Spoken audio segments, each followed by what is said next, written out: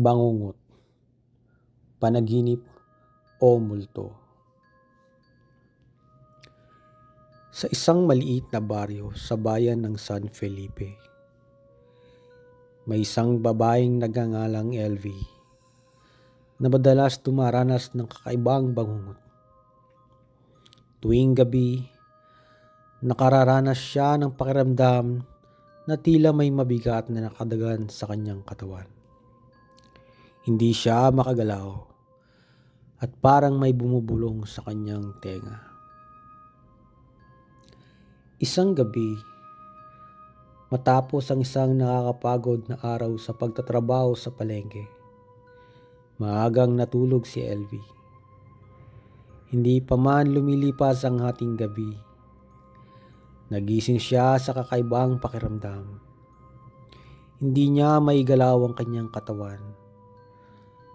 Ang kanyang mga mata lamang ang nakakapagmasid sa dilim ng silid.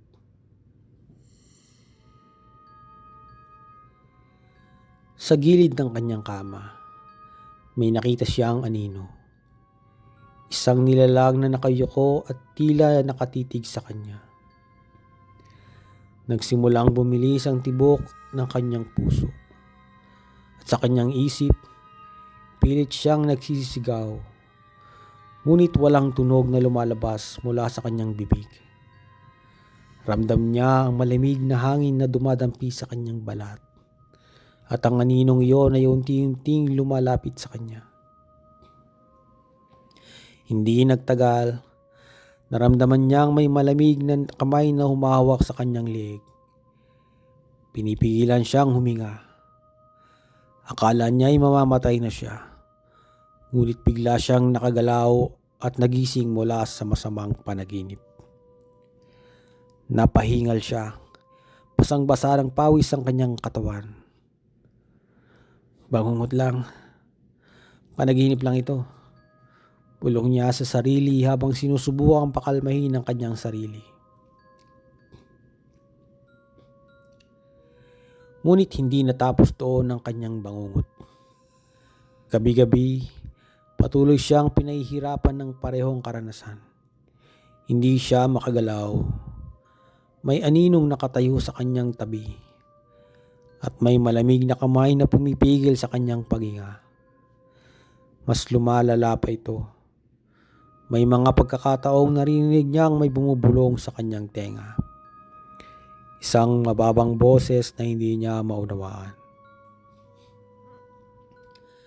Nagdesisyon siyang ikwento ito sa kanyang matandang lola, si Aling Rosa, na may malawak na kaalaman sa mga kababalaghan. Hiya, hindi ito basta bangungot. Seryosong sagot ng kanyang lola. May espiritong gumagambala sa iyo. Napalunok si LV. Pero bakit po ako? May isang nilalang na maaaring sumusubok kunin ang iyong kaluluwa. Sagot ng kanyang lola. Hindi lang ito panaginip. Totoo ito. Dahil sa takot, nagdesisyon si LV na magsaliksik tungkol sa kanyang karanasan. Ayon sa mga matatanda sa baryo, may kwento tungkol sa isang babae na namatay sa bahay na inuupahan niya. Matagal na raw itong nakatira doon ngunit namatay na mag-isa at walang nakakaalam kung paano siya pumanaw. Sinasabing hindi siya matahimik. Sabi ng isang kapitbahay. Baka siya ang gumagambala sa iyo. Nanginginig sa takot, nagdesisyon si LV na magdasal tuwing gabi. Maglagay ng bawang sa kanyang kama at gumamit ng asin sa paligid ng kanyang higaan. Mga payo mula sa matatanda upang itaboy ang masasamang espiritu. Ngunit hindi ito nagkaroon ng epekto. Patuloy siyang ginigising ng madilim na anino at mas lumakas ang bulong sa kanyang tenga. Isang gabi, Sa pinakamatindi niyang bangungot, naramdaman niyang hindi lang anino ang nasa kanyang silid. Tila may isa pang presensya, hindi lang isa, kundi maraming malamig na kamay na dumadampi sa kanyang katawan.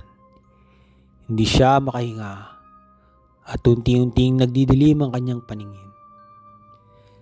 Sa isang iglap, nakita niya ang isang mukha, isang babae, putlang-putla, may malalalim na mata at nakangiti sa kanya na may makasamang kasamaan. "Huwag ka nang gumising," bulong ng boses.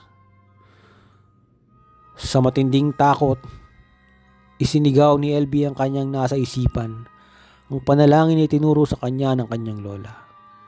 Sa isang iglap, biglang naglaho ang lahat at siya ay nagising. Nakatulala siya, habol ang kanyang paghinga. Ngunit may isang bagay siyang napansin. May mga marka ng kamay sa kanyang leeg. Animoy may humawak sa kanya habang siya ay natutulog.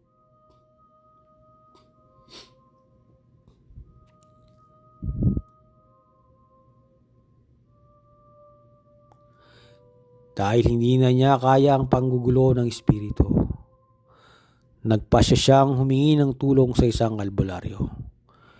Pinuntahan niya ang kanyang bahay at nagsagawa ng isang ritual upang paalisin ang masamang espiritu.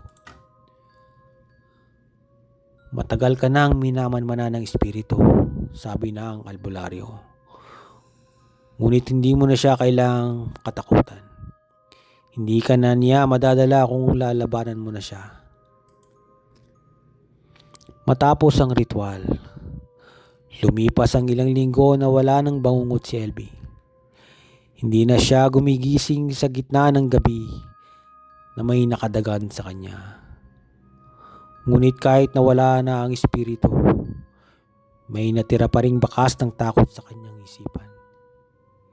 Minsan, sa katahimikan ng gabi, pakiramdam niya ay may mga nakatingin pa rin sa kanya. At sa dilim, minsan, may naririnig siyang mahina at malamig na bulong sa kanyang tenga. "Babalik ako." Isang gabi, habang naglalakad si LB pauwi mula sa palengke, nakaramdam siya ng malamig na hangin kahit mainit ang panahon. Nagsimula siyang maglakad ng mas mabilis, ngunit parang may sumusunod sa kanya. Sa kanyang likuran, aninig niya ang isang matangkad na anino na sumusunod sa kanya. Nang lingunin niya ito, wala siyang nakita. Pero may nararamdaman siyang malamig na hininga sa kanyang batok. Sa loob ng kanyang bahay, muli siyang nakaranas ng bangungot. Ngunit sa pagkakataong ito, hindi lang siya ang hindi makagalaw. Parang nakalutang siya sa hangin. Hinihila ng isang hindi nakikitang puwersa. Pilit niyang sinara ang kanyang mata. Ngunit sa kanyang diwa, narinig niya ang isang malakas na sigaw. Napabalikwas siya ng bangon. Ngunit sa kanyang dibdib, may nakaukit na mga marka. Mga kuko ng isang hindi nakikitang nilalang. Mula noon, lumipat si LB sa ibang lugar. Ngunit dala pa rin niya ang takot. Tuwing pipikit siya sa gabi, may takot siyang naririnig muli ang bulong sa kanyang tenga. Dahil minsan, ang bangungot ay hindi lang panaginip. Isa itong paalaala na may mga nilalang sa dilim na naghihintay ng pagkakataong muli kang dalawin.